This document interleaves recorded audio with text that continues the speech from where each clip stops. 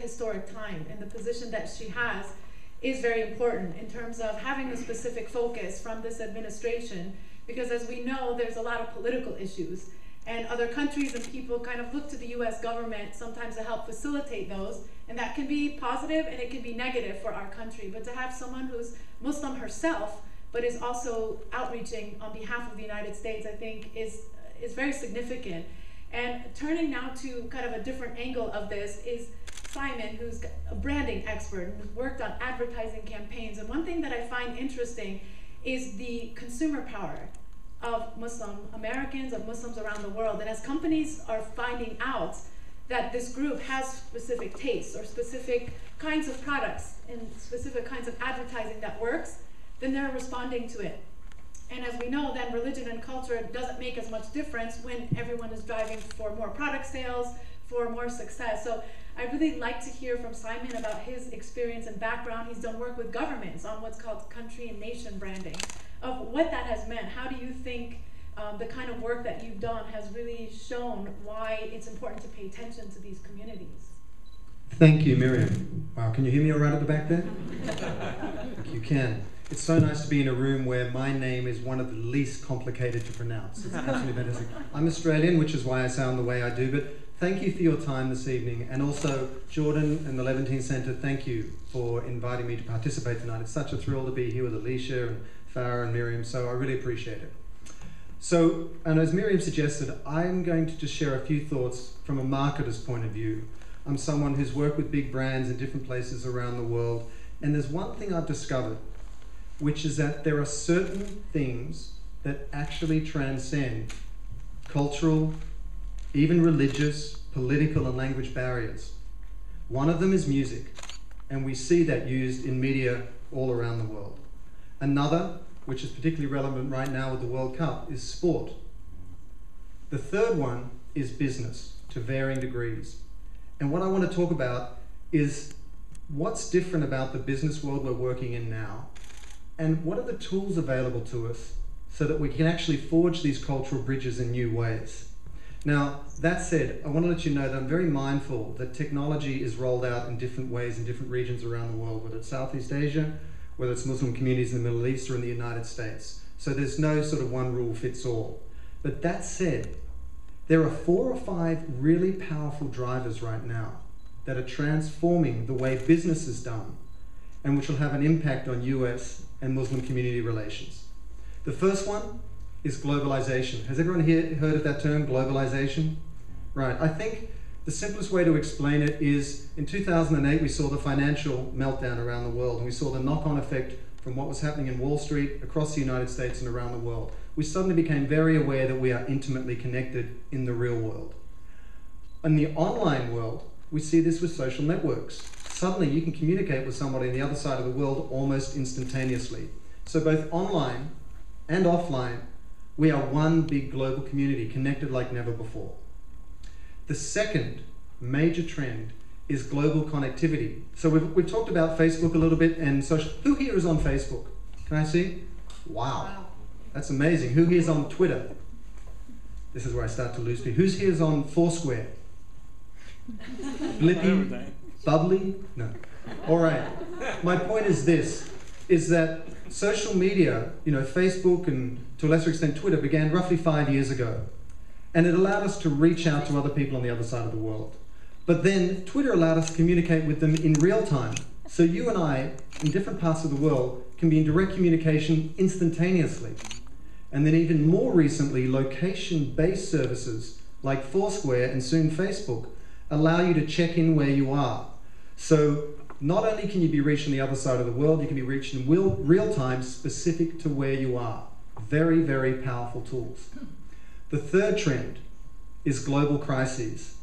Thanks to traditional media and new media, we are so much more aware of the challenges the world faces, whether it's climate change, whether it's water as a resource, whether it's the incredible tragedy that happened in Haiti, that almost instantaneously we are seeing images of people suffering on the other side of the world that compel us to respond by sending a text of a donation or whatever it might be. So there's this increased awareness which leads to the fourth trend, which is global consciousness. I think we are all aware that there's a lot of challenges facing government and philanthropy around the world. We know there's a lot of debt in the United States. We know there's a lot of debt in the EU, and we've seen what's happening with Greece right now. And then we also know that nonprofits and foundations are stretched, in which case the onus falls back on us to do something about it. And there's a growing global consciousness that we need to play an active role because we are connected in new ways and we have new tools at our disposal. And the compounded urgency of all those crises necessitates a response from us as individuals. So they're the 4 trends. Now, why is this connectivity so important? To filmmaking, to media, to branding, to advertisers? Let me tell you why. Because for a long time, in some ways, we've almost been separated from each other. You know, Farah was alluding to the fact that Washington in the past has often had a top-down approach. It's the same with business. We have a hierarchy. We know our job, we know our bosses, we know our position. And it's the same with media. We've had these media monopolies which told us what to buy, what to think, what was cool, and so on. But something's happened. Suddenly, people can talk amongst themselves. Consumers and citizens can reach out to each other and bypass these traditional silos. And that's a very, very powerful tool. Why? Because it allows us to connect with each other again. And why is that connection important? Because it awakens in us that innate empathy we have for each other. Who here saw images in Haiti of people with flailing arms trapped between the floors of buildings? You know, that awoken something that is fundamental to human nature in all of us, which is empathy towards each other. And what did we find? We suddenly had the tools in our hand where we could respond in real time and make a meaningful contribution. So the power of that empathy is that it awakens the emotion in us which is necessary to motivate any change in thinking or behavior.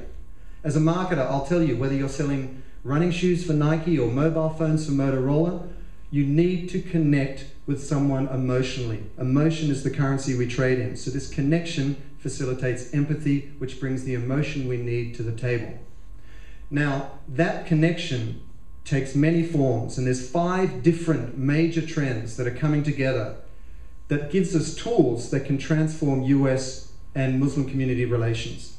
The first is social networking, which we've talked about. The second is mobile applications, so smartphones, which allow us to be wherever we are and be connected with each other. What's more, those mobile phones, smartphones, have applications that allow us to translate something from the other side of the world, to check out a company's corporate responsibility program, to send a donation message on to other people. And then something very, very important happened about a month ago, which is the social web. Now, who here, follows TechCrunch or Mashable and these things in the we've got a lot of people in the room who do this. There was a lot of noise about what happened at the F8 conference recently with Facebook, in that ordinarily these social networks are walled kingdoms. They're closed ecosystems. And what Facebook did was incredibly powerful in that it reached out over its own walls through devices like buttons and recommend buttons out into the broader web. So if LinkedIn, Facebook, Twitter were all closed systems before, the social dynamics that are at play within those systems now were applied to the larger web. So if you look at the adoption of social networking, you look at the rise of mobile smartphones, and you look at the potential of the social web, and you add those all together, those tools at our disposal to build cultural bridges are incredibly powerful. Now, I do want to say, specific to US Muslim relations, there's certain caveats. You cannot use these tools for cultural imperialism. This is not about exporting your point of view on the world to other people. We saw a couple of dramatic examples in the last couple of weeks. I don't know, were any of you aware of the Everybody Draw Muhammad Day on Facebook, which created a lot of protest and some support here in the United States? Now, those supporting it in the United States were championing it as a sort of defense of freedom of speech. But that at the same time was incredibly insensitive to the specific rights of Muslim communities around the world who don't permit images of Allah. So it's very complicated, because normally you had geographic boundaries to separate out the two entities. But suddenly you're in this third digital cyberspace environment where there's no clear demarcation. Or another example, did everyone hear about the Facebook privacy issues in the last few weeks where, as they reach out across the web, they're sharing information and a lot of people are considering, to pull out or to stay with Facebook? The Vietnamese government responded by suspending Facebook in Vietnam and launching their own state-sponsored social network. So to avoid the privacy issue, that's one solution. But do you want your government to be in charge of your social network? So again, a very, very complicated issue which solves one problem on one hand but perhaps introduces others. So that's an example of how complicated this cultural imperialism issue is.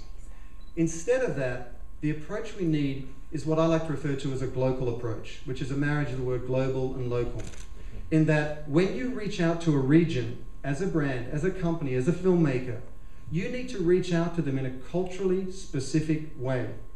And that needs to operate in reverse as well. Did you see in the street protests in Iran, most of the signs in the street were in English? Why? Because they had a local concern and they were reaching out to the international media. Another expression of the global-local dynamic.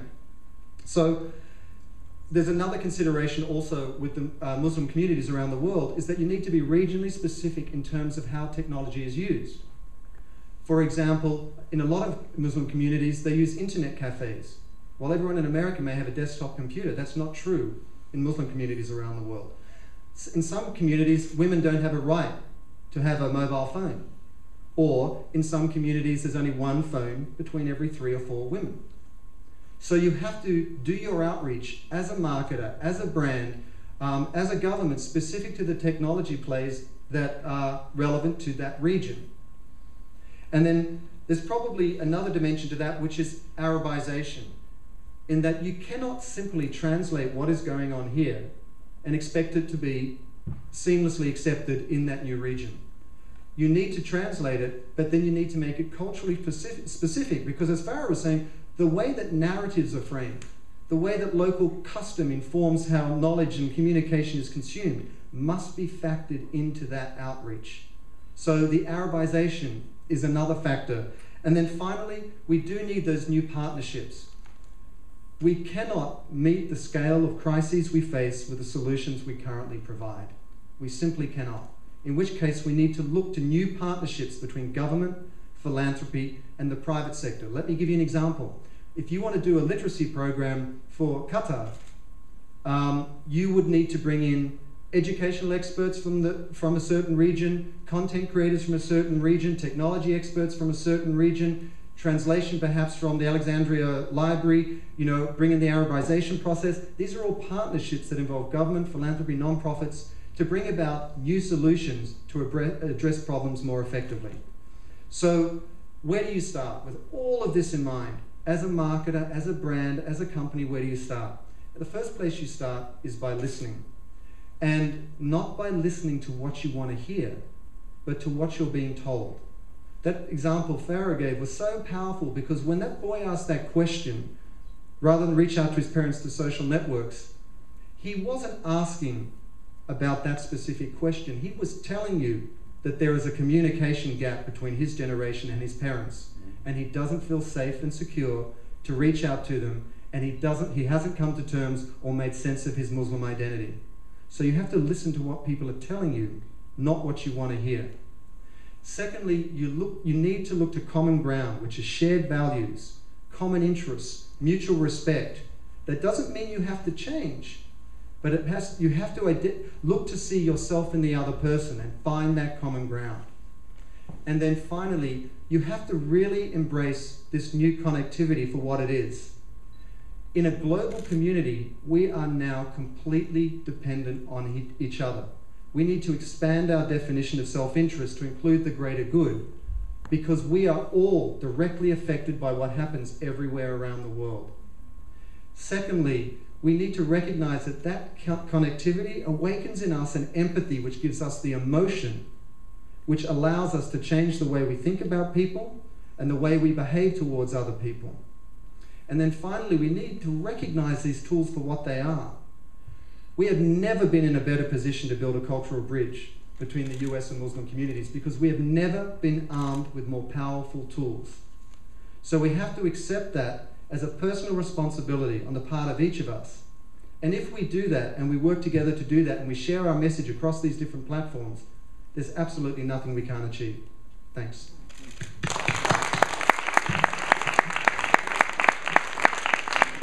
Thank you, Simon. I think he touched on a lot of issues of how these issues are real from a business perspective, and utilizing that information really to drive buying choices, which is very important. But I think something that Simon raised, which is interesting, is that increasingly we see a lot of these issues in the conflicts that are taking place. Right. And sometimes when we talk about the tools, you know, there's this whole concept of soft diplomacy and smart power. And what does that mean? We see generals at the Pentagon saying, we can't win these wars militarily. And that, you know, makes Americans wake up and say, well, what do you mean? We're the strongest military in the world. But, for example, in Afghanistan, after 8-9 years, and there's still an insurgency, you come to the realization that this problem is bigger than just fighting a certain group. And I think a lot of the tools that you're talking about, I see government programs, you know, you have your programs from the agency and from DOD that are trying to use media to get their message out. But I think they're learning, these programs are learning that it can't be done from the top down. So I'm seeing a lot of change in how the government is trying to empower local media to get the information out amongst communities within those areas so that they're armed with better information and they can't be as swayed by fundamentalists or extremists from any community.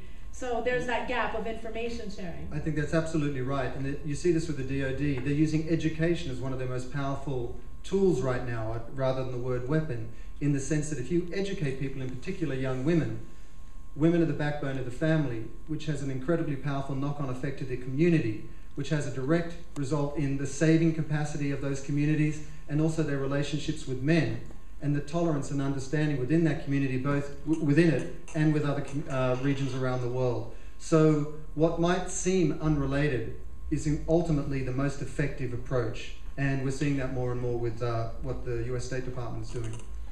Now transitioning to the world of film with Alesa, I'd like to kind of bridge the gap between these three areas.